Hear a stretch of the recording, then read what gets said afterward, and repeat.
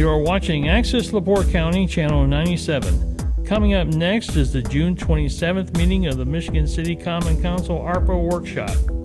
You can find more information for this meeting at www.accesslaportecounty.org. All right. Good morning.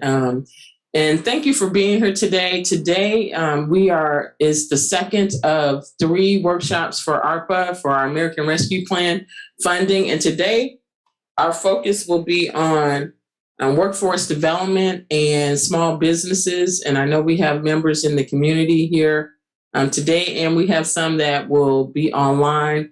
And what we've been doing at the last meeting, we actually talked more about public health and safety. And it was really good dialogue, more so than anything.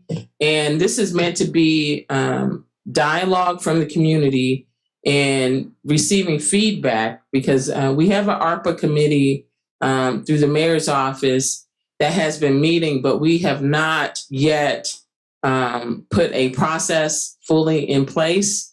And several, council members are pushing for an actual process, an application process, which will be hopefully here in the next few weeks or so. I've asked the mayor to place an appropriation on the next council agenda. So I've sent a couple of correspondences to the committee suggesting some type of funding for small business, workforce development, and for nonprofits to be able to apply for these funds. It takes us 3 council readings and a public hearing. So it will take us another month or so to get that done if we get it on the next agenda. So the goal is to get it on the next agenda. It's been about 3 weeks since I asked for that appropriation. So hopefully we'll have it on the next agenda and a process in place by the time we get to our August council meeting for approval. So with that being said, today, we are discussing workforce development and small businesses. Last year, we held a couple of workshops. I held a couple of community workshops. We held one meeting at the library where we talked about small businesses and nonprofits and received feedback. And a lot of that feedback, I'll just give you an overview of what we received. At the time, most of our restaurants were struggling to hire workforce, and some of them are still dealing with that today. As far as the attrition, we talked about with the Small Business Council, we talked about ways to retain employees and to attract employees. We also, at the beginning of COVID, had what we call the Fighting Chance Fund that we utilized the Economic Development Corporation for to provide some funding, immediate funding, when COVID was specifically a challenge. So today, what we're asking, and I see members from different organizations that are here, we are seeking input from you, number one, on what funding you need and for what, but also if for an application process, especially for businesses and small businesses, it's probably a little different for nonprofits. Nonprofits are used to filling out, grant applications and things. But if you're seeking funding, what would be the best and easiest solution for you all in making that request?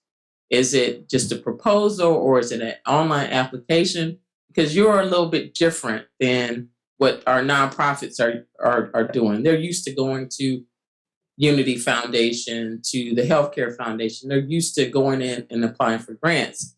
But for you as small businesses or organizations, we need to know, what is the need that you see, because I consider you all the experts. And then how do you believe is the best way to communicate that? Because the goal is get the money out so that we can start making an impact here in Michigan City. So with that being said, I see that Maggie Sparks is here. I know that we had a small presentation at the last one, and I didn't anticipate presenting that, but could you just talk about your stoplight real quick so that the audience can hear that, and then we'll open it up for comments from the public. Thank you. Yeah, so they won't see the slides, or they will see the slides? They won't do this. Okay, well, just so happens I have handouts. So, yeah, I'm always a good Boy Scout. Anyway, greetings, you all. Thank you for the service that you're doing for this community. I also wanted to mention I'm here. I work for the Unity Foundation, but I'm really here representing vibrant communities of LaPorte County. Yes, sir. Oh. Great. I thought it was bolted to the floor. So, yeah, okay. Thank you, Don. Now, thank you. Now we know. Innovation right there on the spot. You saw it, folks, right? So I am here. I work for the Unity Foundation, but I'm here with my Vibrant Communities of LaPorte County hat on today. And I'm also going to say that we're not asking for any money. So I'm just saying, we're just take that off the table right now. I grew up in this community, and I also have the Unity Foundation, Vibrant Communities, has a huge interest in workforce development and entrepreneurship. In fact, we started with our friends at Legacy Foundation, NWI Biz Hub. Has anyone heard of it? NWI Biz. Oh, Katie has. And the general, oh, of course, Jalen would. Okay. NWIBizHub.com. It is a resource for any kind of entrepreneurs. I am an entrepreneur. I started my own business when I was 21 years old. And I looked like I was 12, so it was hard to sell life insurance to old men. But anyway, I did okay. And I know I only have a few minutes. So the reason that I'm here is because Vibrant Communities of LaPorte County is a community-based effort. Katie Eaton from the Chamber has been involved, and several others. It's a partnership with the LaPorte County Convention and Visitors Bureau. And we wanted to bring the whole community together in 2019 to find out, what does the community want? And what should our goals be? All these things. So we did convene. We had about 1,000 people participate, 4,000 separate comments all over the county with all kinds of different groups. So my presentation here is called Investing in Michigan City. This is tailored just to Michigan City. And these are friendly ideas from the Vibrant Communities group. This has been vetted with our steering committee. And the reason that we thought this was important is because these are once-in-a-lifetime funds. And our goal is to provide easy-to-use documents and guide officials and stakeholders like yourself for the highest use of those funds. So it sounds like Michigan City has a lot of money. What's your total? We have about 11 million left. It sounds like a lot of money, but 11 point something. It's not. Yeah, it's not. It goes quickly. So anyway, that's our thing. So I'm going to ask for someone's help if you'd like to. Maybe Drew could.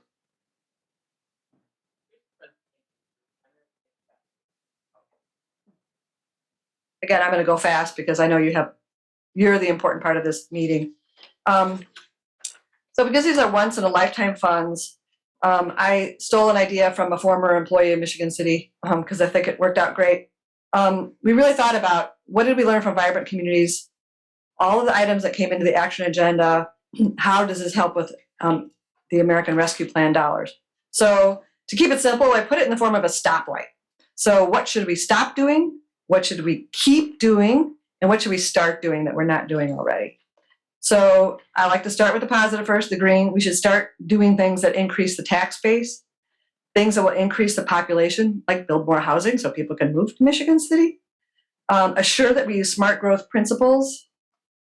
Do things that are sound and supported by research, because I know people have all kinds of great ideas. I mean, I get it. There they are. Thanks. People have so many great ideas, but how do you decide which one's over which? And it's not personal. It's just like, which one makes more sense? So do the research. We also want to do things, we recommend doing things that empower people, such as high-speed broadband, access, educational opportunities, and things that support, make people stronger and not make them dependent. And also to create stable government where younger people might want to join and get involved in our community. Keep doing things, that's the yellow, that attract and retain businesses, that pay living wages, and that add to the tax base. We know that EDCMC, Chamber, and all these groups are doing just that, so keep doing it. Support entrepreneurs and strengthen the entrepreneurial ecosystem, strengthen our youth and families, collaborate and bring groups together to solve our complex problems like we did when the communities were responding to COVID. People came together in new ways. And then continue modernizing government operations to become more customer-centric and more efficient and resilient. So that's a huge one, because that'll pay off for decades to come. And there's a lot of opportunity in every unit of government. Stop doing things that lead to population decreases. Stop doing things that are short-lived or disempowering to people. I know we're all going to fall in love with a cool project, but if it's short-lived, then should we be doing it? Things that have a low return on investment, or worse, end up costing us more in the long run, like urban sprawl, for example. That cost us more in the long run. Stop doing things that are unequitable to groups in the long run, and stop doing things that kick the can down the road for future generations to deal with. And we all know of things like that. So the questions to answer, really, in 20 or 30 years from now, what will we be glad we did? If we don't even remember what we did 6 months from now, probably wasn't a good project. I've done enough of those myself. Is this idea supported by research? Does it end an issue that we've been kicking down the road? Or will it hurt us if we don't do something right now? Are we in danger of losing something? Is there a present threat to something that we really value? Does it have a high return on investment? And is this idea connected to regional growth or assets? We have huge regional activities going on right now with the South Shore Double Track, the fiber corridor between Chicago and South Bend, or the rest of the state along the toll road. We're going to get more bang for our buck if we join in with efforts that are already going on. Does it have sticking power? Will it hold up if we're not here? Will it still be there? Can it be done by the free market? And if it can be done by the free market, don't do it. Don't do it. And then, does this action create momentum for other good stuff? So, because sometimes if you just do one little thing, people start fixing up their homes, or it builds momentum. And then, not involved with your handout, but what I did give to the council members is a handy tool, a scorecard, so to speak, where they can kind of take a project and then kind of rate it themselves to say, does it answer all these questions? Pretty much. So we're just using this as friendly guidelines, and we want you to know about it. I know Angie Nelson Deitch would like you to know about it too, because it's not just as simple as, they like my project, my project's the best. It may be a really good idea, but is it the best in the context of this concern? So I would hope that you would do all these things that meet these criteria, because that'll be better for Michigan City as well. But anyway, that's what I wanted to share. And I would encourage you to go visit vibrantlpcounty.com, because there's all kinds of great stuff in there for everyone. So thank you very much for your time. Before you sit down, Maggie, as far as the website, was there anything that you gathered as we were convening all the different groups, as far as workforce or entrepreneurship, that you saw that stuck out? Anything in particular, or a theme? I will go back and look at it with that lens on. We did that. We came up with a bunch of projects that we thought communities could do, but that was too much for this kind of thing. So let me go back and look at that, because I know Unity Foundation we've been involved with workforce development for a long time. And I'm on a statewide workforce development cohort chaired by Sue Ellsberman, the president of IB Tech. It also includes Fred Payne, the director of development, workforce development. So we're coming up with a lot of things. And I know our Work One office is really trying hard to make sure the Work One offices are way more user-friendly and meet people where they are, instead of feeling like you're going to the principal's office or something. So there's a lot of good stuff going on with that. So I can look at it from that point of view, but it's of high concern to the Unity Foundation, but it is in Vibrant as well. So I'd be happy to do that. Awesome. Thank you. Any other questions for me before I dash off? msparts@uflc.net. You are welcome. All right. Thank you. All right. With that being said, I will open it up. If you would like to speak on behalf of your organization, just your name and your organization, and then what you see ARPA funds, or how you would see your organization being able to utilize ARPA funds to support workforce development or or small business opportunities here in Michigan City. So what we did at the last meeting, we just had them come up to the microphone, state your name and your organization, and we just had dialogue back and forth, which I thought was actually pretty good. So who would like to be first? Come on up.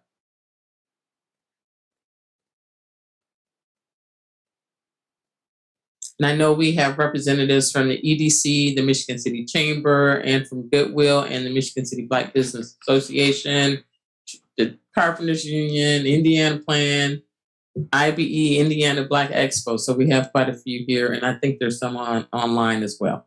All right. How you guys doing today? My name is Brian Lipscomb, and I'm representing my company, Lipscomb Container LLC. And what we are doing and our vision is to create housing opportunities, affordable housing opportunities by way of shipping container construction. So our company literally is the only company in the state of Indiana that builds communities, subdivides out of shipping containers. Okay. And again,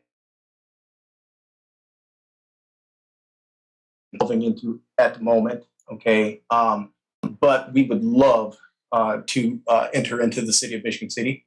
Okay. And put forth our best effort as far as being able to help fill the void with the housing crisis. I won't call it a problem. I'll call it a crisis. Okay. And we feel that funding could absolutely take our company not only to the next level, but also the community. Okay. And as I was just speaking to Ms. Farmer, and we were talking about how the housing crunch is a big deal, not just here in Michigan City, not in the port. I mean, all over the state, okay, all over the country, to be honest with you. And we would love to have, some support and some help as far as funding goes to, like I said, take some of these properties that you guys have around the city here. I mean, I drive through Michigan City all the time, and it's like hundreds to me of available properties that would be ideal for starting the affordable housing communities as we see it and as we visioned it. So we really could use the funding for something as far as that. I have a question. Where is the community that you're working on right now? Right now, Kingsford Heights. Okay. Kingsford Heights, still in the county, but just about 22 miles south of here. And is your typical home 2 or more shipping containers? I mean, what is your square footage? The square footage will be 3 40-foot containers, 9.5 feet tall. So you got 9.5 by 40 foot tall, and there'll be 3 bedrooms, open floor plans, and we will be in, and those will all be rentals there. Okay, but we will be doing luxury builds. We will be doing apartments, all sorts of, just for housing. I mean, just all things housing. So when you said community, how many units are you planning? So this particular project will have nine phases. There'll be like 95 lots that we will be developing with 100-foot frontages, 100-foot deep. And can you share your contact information for the public? Yes, ma'am. Be best to get in touch with me. I got an office phone, but I'm never in the office. Well, I was thinking if you had a website or something like that. Yes, our website is it's let me get to it here. It's been a while since I've even been on it. Right. But it's Lipscomb Container. Okay, Lipscomb Container. Here it is. I got it now. It's uncontained affordablehousing.com. Uncontained-affordablehousing.com. And to give you an idea how long it's been since I've been on that thing, but it'll give you an idea of what we got going and where we're headed. Awesome. Thank you. You're so welcome. All right. And I appreciate you guys' time if that's all you guys have for me. Yes, I don't have any additional Anything questions. else? I've seen a community, a container community for transitional housing for the homeless. We'll be doing those as well. And then some So it's an opportunity for sure. We've also have on the plate for veterans. Okay. We will be doing veteran housing as well. I can't see the question. If there's a question, can you read Yeah. it? I can read the question, and I also have my own question. Is it just rental property? Well, Need for home ownership? That's what the question says. yes, we have the Neighborhood Development Associates and Christine Dutcher. She'll be doing our rental housing tax credit applications and also homeowners applications as well. Cool. So yes, there will be luxury builds for home owners that would love to buy, but this particular project will be all rental. So back to Michigan City. Uh-huh. So the funding that you are requesting, is it for infrastructure hookup? Is it for land acquisition? It's What gonna be what land is your acquisition. general idea? It's going to be land acquisition, and then it's going to also be, just for supplies and those types of things that it's going to take to get the amount of homes that we'll be able to get. Now, once we get the global land surveyors and engineering down there at 601 Franklin Street, I met with them back in January, and Shim is looking very forward to partnering with us. So we will have him, his organization over there doing all of our surveying and the design of these properties. Thank you. You're so welcome. Thank you, guys. One more question. You said you're from Kingsford Heights, Yes, this project. You have spec homes or spec trailers or containers down there?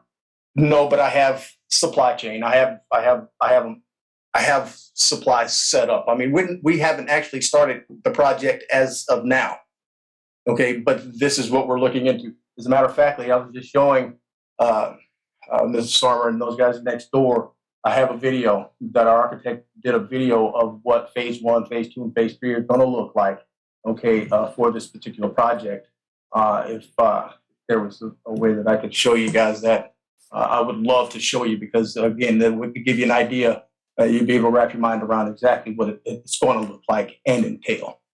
I may have you send that link to send us some way to share it online or something with Sure. us. And then maybe sometime in the future, if we just do something specifically on housing, you might be able to do a workshop for that. Perfect. Because would you like to give me that email that I could send that to you now? Or? Yeah, I'll write it down for you. Okay.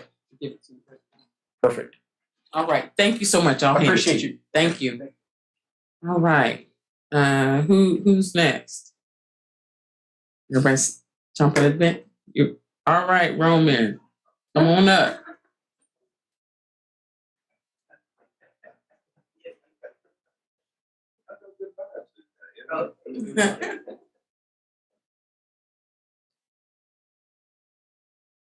Okay.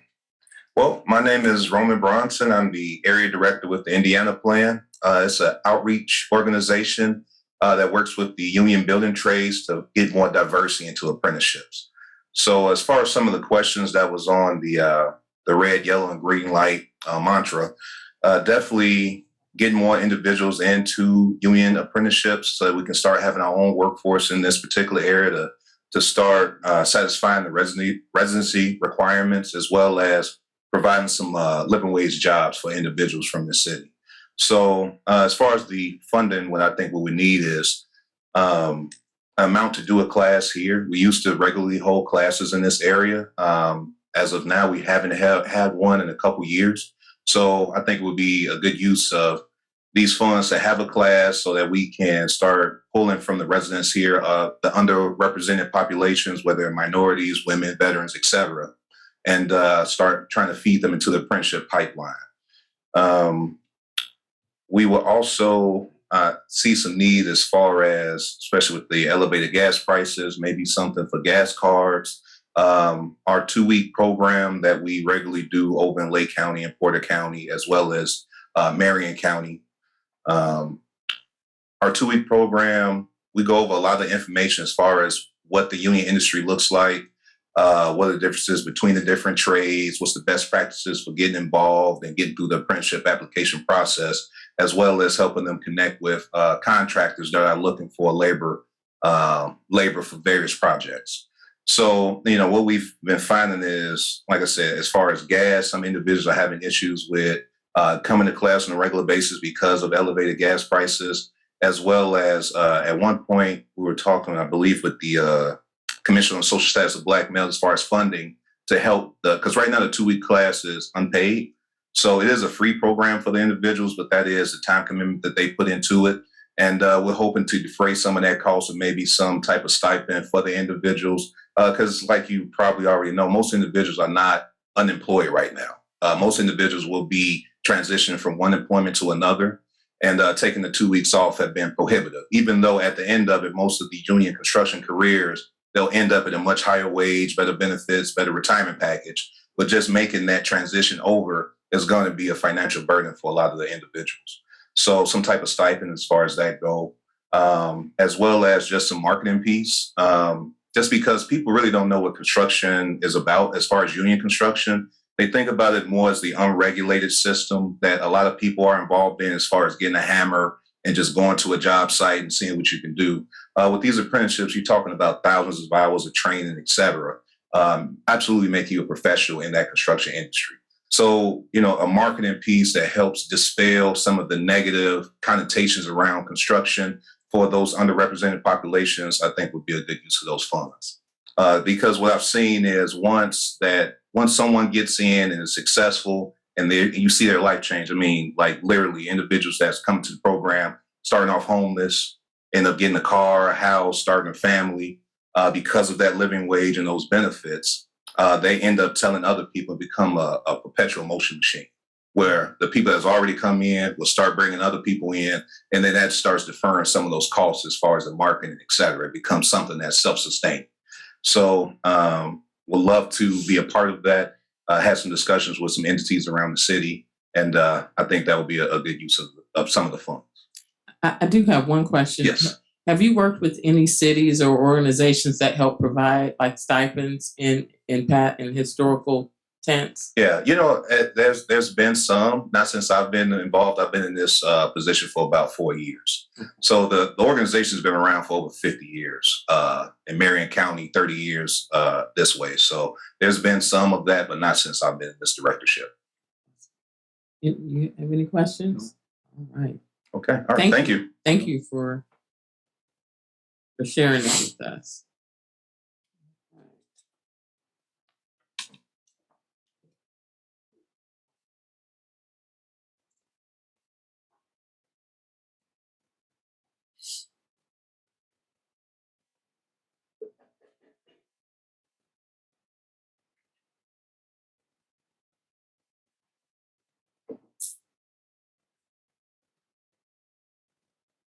Good afternoon. Good morning. Yes. Hi, my name is Denise Shiplin. I'm the president of the Michigan City Black Business Council. I also am the owner of Mama Sue's Catering. Just a little commercial right there. But basically, I'm here today to represent the Black businesses that have been overlooked. And we're looking for some funds so that we can do some seminars, some educational entrepreneurship training to teach people how to be business credit worthy, how to get your business credit. We're also working with people that have an existing business that are struggling right now. So we're called the Michigan City Black Business Association, but we've had people that want to become a part of this that live in Atlanta that actually, it's going to be widespread. We're not just concentrating on Michigan City, but we have to have a name. We are inclusive. We are not trying to avoid anybody who wants to learn how to develop your business. There's some people that just are starting to do things and they're doing it well, but they don't have their EIN number. They're not paying Indiana sales tax. And I know you want that to happen. So we're trying to get everyone to get on board. And some of the funding would help with the workshops. A lot of it would be trying to steer people in the right directions where they need to go. There's people that can get government contracts, but they haven't started the process. There are people who've been in business for years. And we just want to know what the protocol is going to be and how we can be a part of this. All right. Thank you. Well, right now the protocol, we have a committee, but we have not, we don't have an application process. We're working on that. One thing I would suggest is maybe send something to the mayor's office asking about the process, because the goal right now is to really push forward in getting a process on the books for whether you're a nonprofit or organization to be able to access this money. And again, I've requested an appropriation for small business of $250,000 to be on the next council agenda. Well, I wanted it on the last one, but at least the next council agenda for small business and workforce development. So hopefully we'll have something in the next 4 to 6 weeks. We're developing Black pages. We're developing a Black calendar. There's so many people that are overlapping as far as going out trying to get funds. So we're trying to help people to steer in one direction. That's all we're trying to do is have a collaboration. All right, thank you. Any other questions? Yeah, Denise, one question, and that goes back to what you were saying about this won't help just Michigan City businesses, right? You were talking about There are people that reaching out to other communities. We may have to change the name because people are asking us if they can join it. And you can join, but they're in Atlanta. There are people that are in Elkhart. And we're offering them, if you want to be part of a business association, yes, we are offering that. And part of that too is more, so think about it this way within the association, because we have organizations that work across multiple counties. And if they want support from local residents to support their business, maybe they work here and provide services here. Why wouldn't they join? Just like with the chambers. I think I sat on about 3 or 4 different chamber boards. And I will say a lot of it is because when you look at the minority population, we spend we're a consumer driven population. We spend a lot of money on goods and services. So even though they may be in Atlanta, they might be providing a service here in Michigan City or want the local businesses to utilize them. So I think that's a good thing. Most of them are local residents that have moved and they still want to be a part of what's happening here. Thanks. Thank you. Thank you. All right, Ms. Eaton.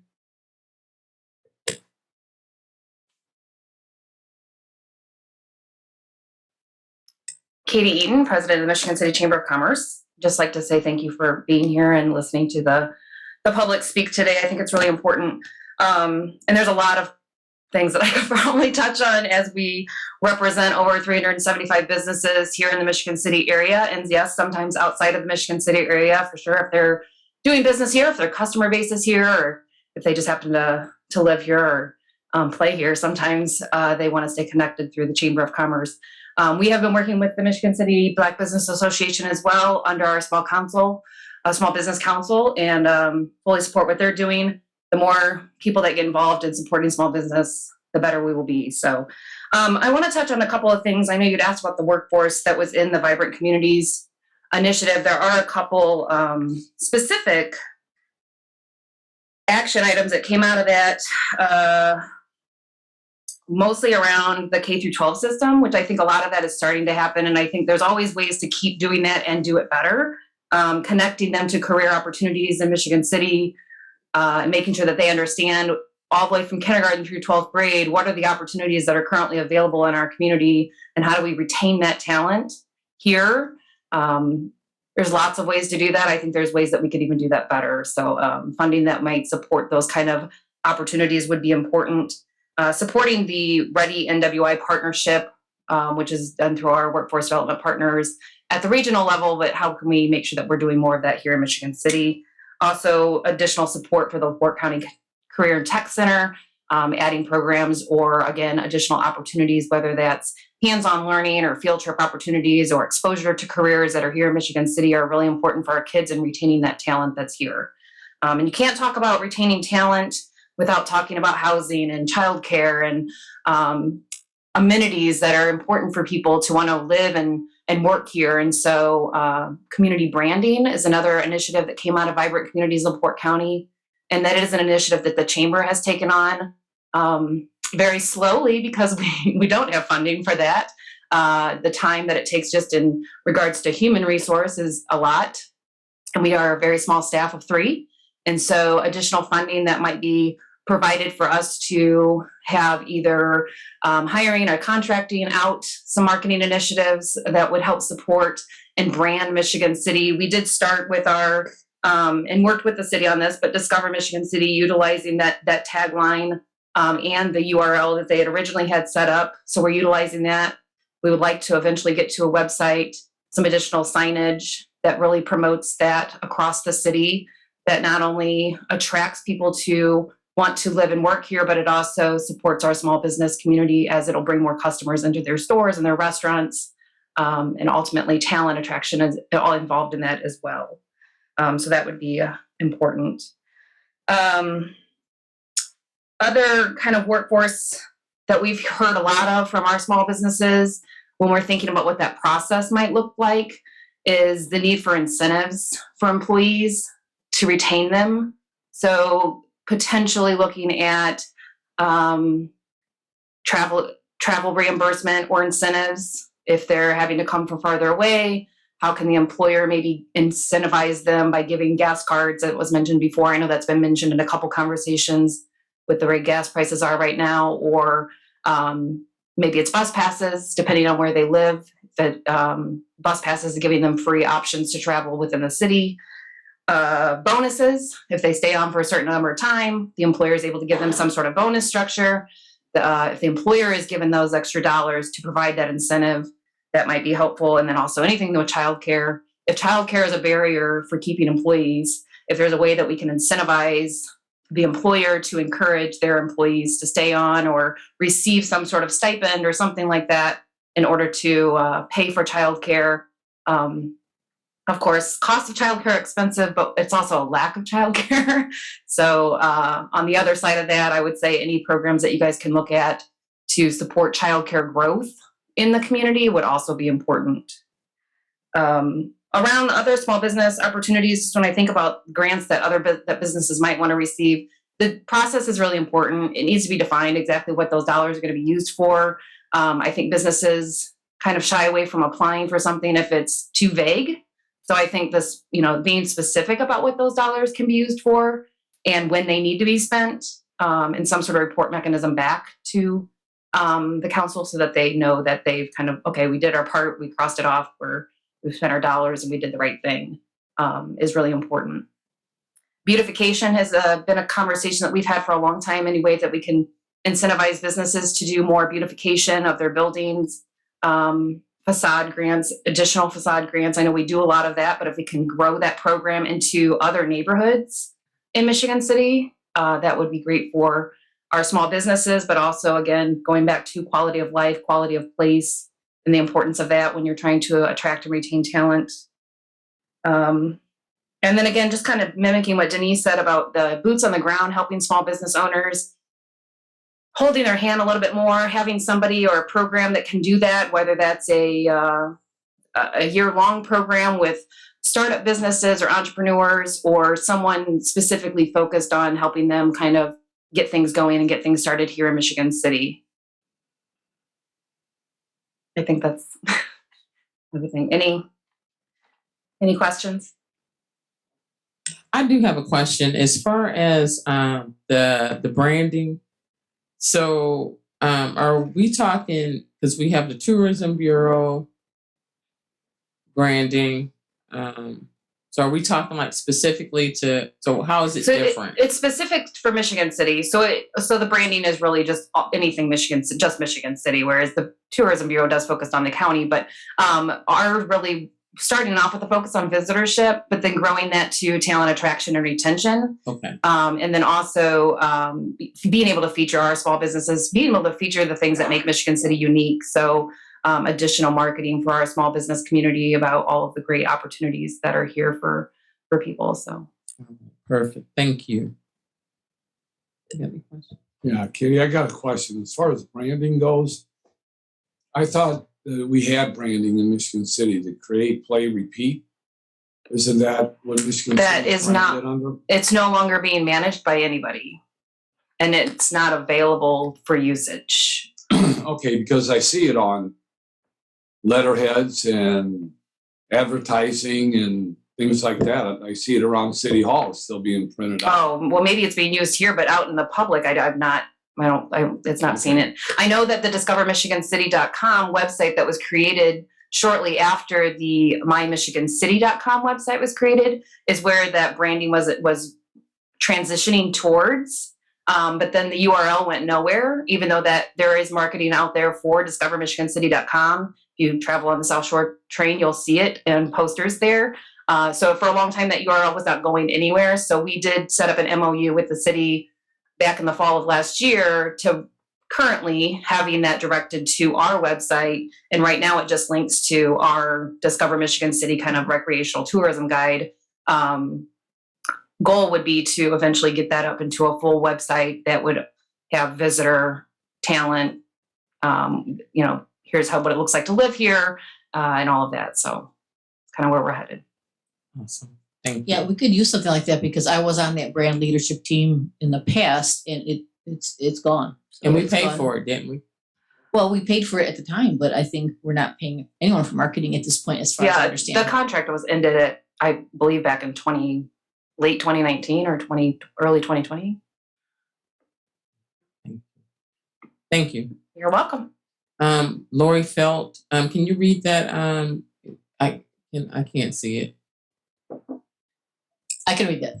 It says, I know facade grants have been mentioned. Could ARPA funds be used to set up a microloan small grant program for startups who do not have brick and mortar? Small capital is a big need. I do believe it will fall under the requirements. We will have to double check with our financial consultant that handles it.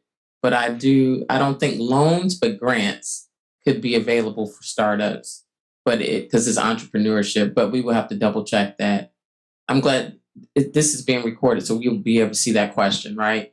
We'll forward that to Baker Tilly to see if that's an opportunity. Thank you, Lori.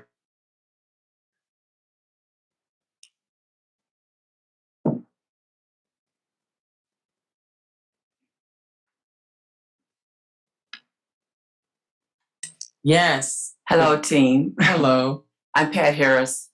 I'm two different positions here. I'm the board president for the Michigan City chapter of Indiana Black Expo. And I'm also the board president for the LaPorte County Convention and Visitors Bureau, which is the tourism body for the entire LaPorte County. I just want to talk a few minutes about some things. I'm supportive of everybody that's been up here so far. First, Michigan City chapter of Indiana Black Expo. Our mission is to be an effective voice and vehicle for the social and economic advancement of African Americans. And I'm going to just repeat what Denise Ship said earlier. We're inclusive. But what we find is in communities, when there are issues and problems going on, if it's a certain segment of that community that's affected more so than others, then you have to pay attention to that. And that's where we are with Indiana Black Expo. In 2013, a study was conducted. It's called The State of Our Black Youth. Indiana Black Expo is a statewide organization with 12 chapters throughout the state. And that report revealed 5 different categories how our youth was performing in these various communities. And in Michigan City, we found that in juvenile justice, there was a major discrepancy in the arrest of African Americans versus Caucasians. And at that time, Michigan City decided that we were going to take on that challenge as part of our strategic plan to address that. We held, after that statewide conference on those issues, we held a meeting here in Michigan City, and we had 33 community leaders. It included judges, prosecutors, attorneys, school superintendents, and just a variety of different people that were interested in what we had to say. We also had the director from the state juvenile delinquency alternatives initiatives program here, she presented some alternatives to doing things from the way we have been doing them before. And as a result of that, LaPorte County became a JDI organization, JDAI, Juvenile Justice. I'm saying this for the benefit of anyone in the audience. I know you all know this. But we were declared or designated that distinguishing title. So since that time, there's a steering committee and there's various subcommittees that work on different parts of achieving these decreases in those numbers. Well, from 2013 to 2022, the numbers have not changed for African Americans being arrested. It's still 4 to 1, and on some occasions it's been as high as 7 to 1. And Judge Alavisos has been very diligent in trying to help with this whole problem, but the overall numbers have gone down, but for African Americans, it has not. And we found that a lot of that is because there's not a focus on the African American issues. Indiana Black Expo started in 2021 to pursue a program. It's called Focus. It stands for Forming Our Character, Understanding Success. We would like to see funding for this program. We have a pilot in place right now where we provide mentors to middle school students. A lot of the issues start with our youth. When they come out of elementary school, they may be doing okay, but by the time they get to middle school, they start to do the peer pressure thing and the growing pains and so forth, and they start to deteriorate in either grades, behavior, attendance, or all of the above. So we're looking at middle school females. We understand that there's a team working with our African American males, part of the social status group. They're working on a program for the males. So our program is going to targeting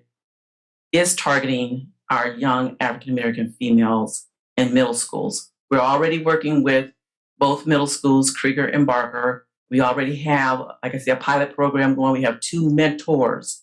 And because of the skill level required for these mentors, they have to go through some therapeutic training on mentoring.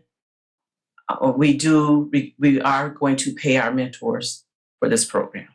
And we feel that that'll be successful in doing that. So that's a long ways around, but right now we do have some youth that we are working with. We have 4 young ladies, it's a pilot, and we did get funding for that pilot program, but to escalate it, and we want to actually target between 30 and 40 young females that we can have in the program on a yearly basis. So we're going to be looking for funding for that program. And when you talk about workforce development, we're talking an entrepreneurs.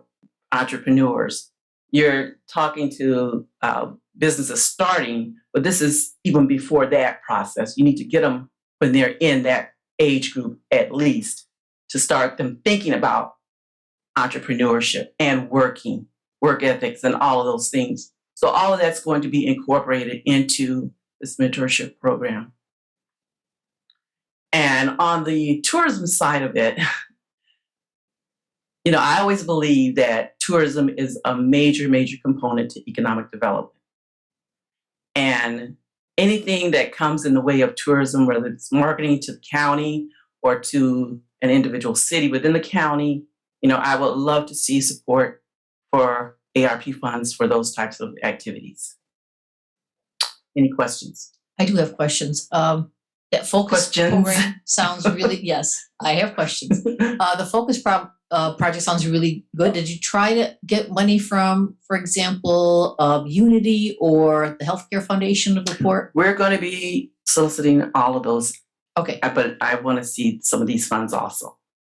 All right. Well, I'm not going to leave anything out. and for the Convention and Visitors Bureau, I really for me, I'm not going to be really for giving you money because I think you guys have money from all those 7% taxes for all the hotel rooms and Airbnbs that we get none of. So I don't know. I'm a little wary about handing out money to the CVB because I think you guys have money. So that's my opinion. When we make our presentation Okay. and our proposal, I think you'll understand All right. why. I don't know. It's just personal. So I'm sorry. Don't take it too seriously. And I don't.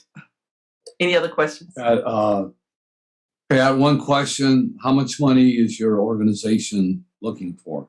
Can I ask that question at this time? Or If we get to the 30 young ladies that we're going to be doing, it's going to be about $150,000 total budget just for that part of our organization, just that program in our organization, because we have other things that get funding from other sources for those programs. But for that program, it's going to be $150,000 total. But I'm not asking for that from you all. yeah, but you're going to be asked, is that for an annual program? It's going to That's an operating budget. Yes. Okay, thanks. All right. I don't have any questions. I know how to find you. Oh. Okay. Thank you. Thank you. Thank you, Pat. All right. Anyone else want to? Oh, come on up, Guy.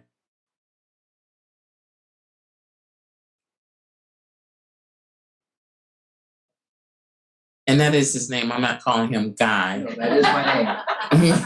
For the public. I am that guy, right? So thank you for the time to be here today. So I'm really not here with any kind of agenda. It was more of an opportunity to come over and hear what's going on and see where Goodwill might be a help for this whole process too. So we have been in the community for a lot of years, very quietly. No, we're not just the store that everybody knows. With our workforce development programming that we're doing, it really is leaning into a lot of the spaces that you're talking about here. So just give me 30 seconds to go over what we're all about. Educational programs, training programs, helping get people employed, helping keep people employed. And I think that's probably one of the things that we all look at right now with everybody looking for employees and those that are in your companies. How do you keep them there? And so we have a lot of different initiatives in that space. So we have been having conversations about expanding our Excel Center high school program into LaPorte County, and that delivers the Indiana Core 40 diploma. So it's not a GED; it's the same diploma that our students at Michigan City schools are getting, at LaPorte schools are getting, and so pretty cool initiative.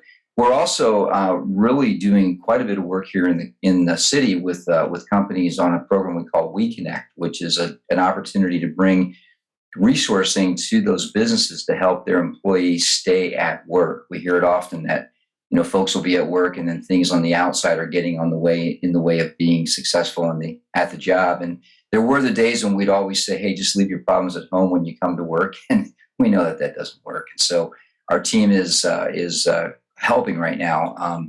I was just checking some statistics here, and for this year, with our We Connect program, the companies that we're working with, we have a 100% retention rate for their employees. So that's pretty cool stat. Now, we'll hope that stays that way, but again, it's working. So again, from Goodwill's perspective, we are here to help. We want to know how we can get plugged in. We are having conversations throughout LaPorte County about expanding the work that we're doing, but also looking to partner with other organizations, not reinvent the wheel, but just to be part of the mix. And so thank you for your time. It's been really interesting to sit and listen to all this conversation. A lot of good stuff happening. I do have a question. Yeah. Do you do any help with transportation for people who need transportation to and from work? Yeah. So we do when they're in our space. We will help with vouchers, and we Uber, and we do all that kind of work as well. But one neat initiative that we're launching right now is a program called the Academy, and the Academy is a hard skills training program. We are going to be starting that up. Well, we actually have begun it, but this August we launch with a full CTE facility on the west side of South Bend, and automotive, construction training, CNC operations. I'm missing something, welding. There's a couple others that are in that space. And part of the automotive is the next step will be to teach people how to get into the automotive industry. But as we get cars and vehicles donated to us, we want to repair those and then put those into spaces where other not-for-profits can work with us to identify folks who need reliable transportation and get them to work. Right. I do have a question because I participated in that 2021 focus group Mhm. when a generous donor donated that Yeah. money. Thank you for shopping Amazon because it's finally coming back to our communities. Yes, right. So, I can't remember her name. Mackenzie Scott. Mackenzie Yeah. Scott. So, with that being said, with that funding, how is that supporting LaPorte County right now? Because I know a bunch of us participated. With Yeah, that. so we took that year to sit back and say, what do we need to do? It was a $10 million gift that we received from Mackenzie Scott's generosity. And so we are, I think I'm messing up the microphone here. Is that me? I shook the podium. Hopefully it wasn't me.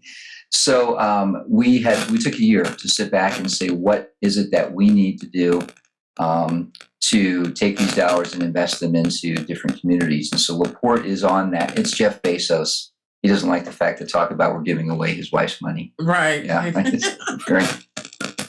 got that. Thanks. Could be. Could be. There we go.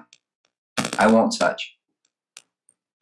So at any rate, we are looking to see what's going on in all the different communities that we're serving and saying, how can this resource financially be invested back into the communities that we serve? Just so you know, none of those dollars were used towards any of the business side of the model for goodwill.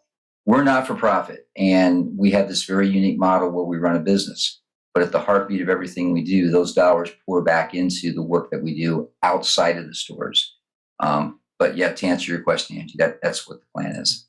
And We Connect, is that funded? Do companies buy into that or?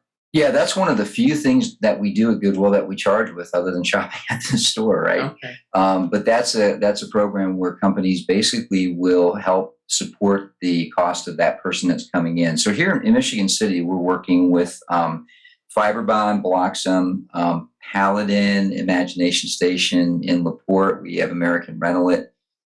South Bend, we've got University of Notre Dame, Beacon Health Systems. We're looking to expand. We've got a couple contracts right now with some other companies. Maryville High School actually just has a contract with us now too to work with families of some of their students that are looking to do some of this resourcing. And it's a very effective program. So we'd love to see that expand over here in the Yeah, city. I was thinking maybe that's something that some companies may not be able to afford. Maybe there's an opportunity for that. Kind of a scholarship kind of a thing to get plugged in. It works. We're seeing it. It just absolutely works. So again, thank you for your time.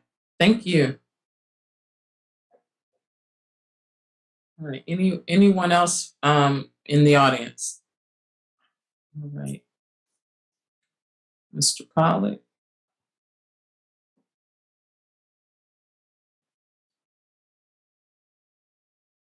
Good afternoon. I wasn't actually planning on getting up and speaking, but after listening to all the fine folks in the audience today, I felt compelled. We really were here in support of Roman with the Indiana plan. I'm a representative with the Carpenters Union here in Northwest Indiana. I'm a lifelong Michigan City resident. The Carpenters Union is self-funded through our members and our contractors. So as far as the ARPA funds go, we don't need anything like that. But listen to Roman speak. I got to tell you, Michigan City has a local hiring ordinance, right? I know our contractors try to utilize that as much as possible. A lot of times our hands are tied. We don't have the resources to draw from the pool. So I think any way that you can use the ARPA funds to try to increase that pool would benefit us tremendously. I think Roman is a good path to utilize to make that happen. So I think any way that we can get the Indiana plan more involved in Michigan City would be great for us as well as the community. Katie Eaton also touched on something, the career and technical education programs through the A.K. Smith Career Center. We talk about workforce development. The Carpenters Union actually supplied the curriculum for the construction class at the A.K. Smith Career Center. I mean, that's how dedicated we are to workforce development. It has to come full circle, though. Once we train and educate people on how to be good, skilled carpenters in the workforce, our contractors have to be hired in order to put those members to work though, right? So I don't know if there's any way that the ARPA funds can be utilized for that. We know that, the unions provide a good living wage, which I believe was on this one sheet, on the one handout that I got, which in turn creates a good quality of life, not just for the member, but for the city as a whole and the community. So I think that's part of the equation, right? The more members that we could get, the better that we can increase quality of life for the residents and the community of Michigan City. So that's something we need to keep in mind. Now, talking about the quality of life, we all know that like construction projects like the double track is going to be bringing an influx of population to Michigan City. So we know that there's going to be a lot of construction projects on the horizon, whether it be commercial or residential. So we're going to need the workforce to do those construction projects. So that's one of the things that I've seen recently is the decline of people wanting to do the physical labor involved with construction work. So one of my main goals personally is to try to get into the high schools and let these students know that, there's good paying jobs. It's going to take hard work and dedication, but you can earn a great living just by working with your hands after high school, and you don't necessarily have to go to college. So I think the biggest thing I'm asking for is we just have to educate, and we got to let people know what the opportunities are available to them after high school. Awesome. Thank you. Thank you, Mr. Pollock. Any questions? I do want to share, I know, I think Jalen had to leave, but I do want to share something from Clarence Hulse. There's a child care initiative, and the child care project, they received a grant from the Healthcare Foundation of LaPorte, and they would like a match. And what it's doing, it's a feasibility study along with technical support and the ability to provide small grants to child care facilities to allow them to qualify for state funding and to increase capacity, and also the level. I get there's levels for child care facilities, and this will allow them to increase their capacity. So they're asking for a match for that, and also talked about workforce initiative as far as talent attraction. So I just wanted to make sure I included that. But the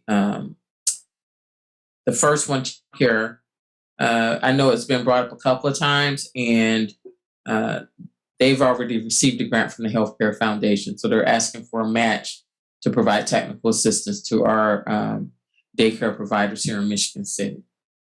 Any comments from online? Okay, thank you. Anyone online want to speak before I come back to the audience? I don't know if they have to raise their hand.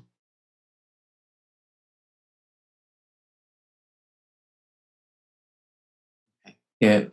Anyone else want to speak from the public? Awesome.